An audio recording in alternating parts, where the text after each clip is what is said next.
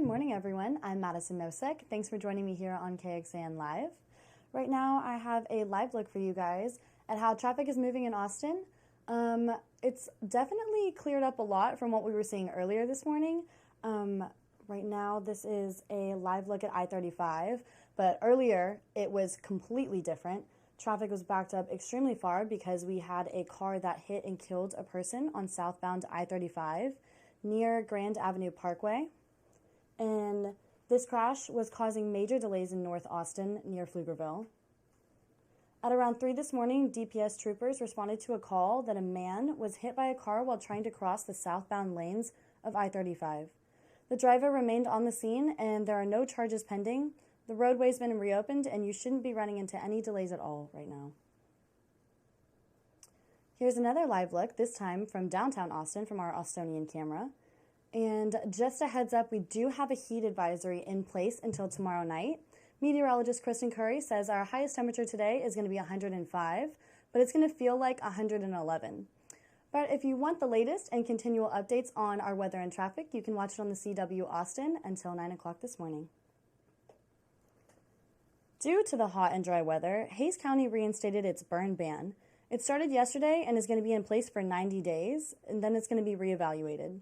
This comes after a brush fire burned 55 acres over the weekend. Caldwell County also reinstated its burn ban yesterday as well.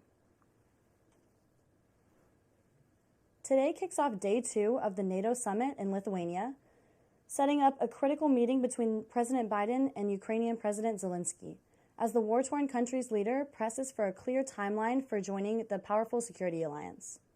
President Biden has repeatedly resisted Ukraine joining while the war is still ongoing, to avoid pitching all of NATO into an armed conflict with Russia. Not concrete enough for the president of Ukraine, criticized the alliance on Twitter, writing that uncertainty is a weakness. There's a division over a controversial U.S. decision to provide Ukraine with cluster bombs, which are banned in more than 2/3 of the NATO countries, because of a history of increased civilian casualties.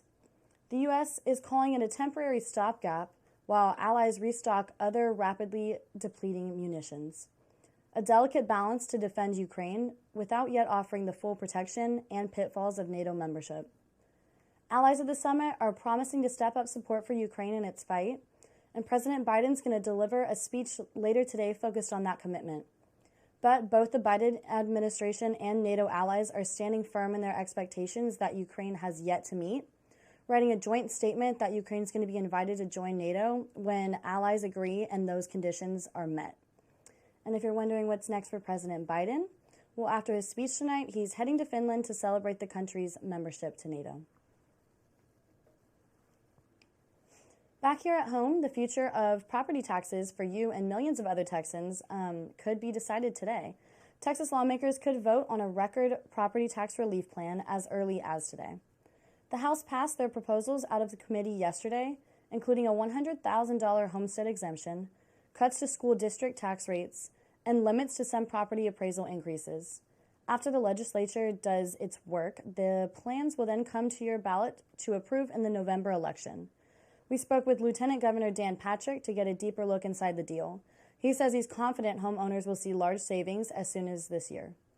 One measure that would have given a bonus to teachers was stripped out of the final deal, but Patrick says that they have $5 billion set aside for teachers in another special session that's coming up this October. Austin Parks and Rec Department is moving on to its next phase to improve safety where Rainey Street meets Lady Bird Lake. A new city memo shows the department is teaming up with the Trail Conservancy to hire a consultant to help evaluate long-term safety improvements along the trail.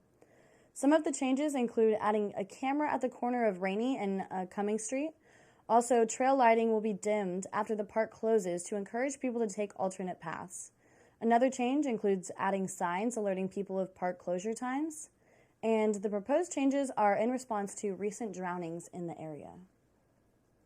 Well, that's all I have for you this morning. Thanks again for joining us. I'm Madison Nosek, and we will see you next time. Bye.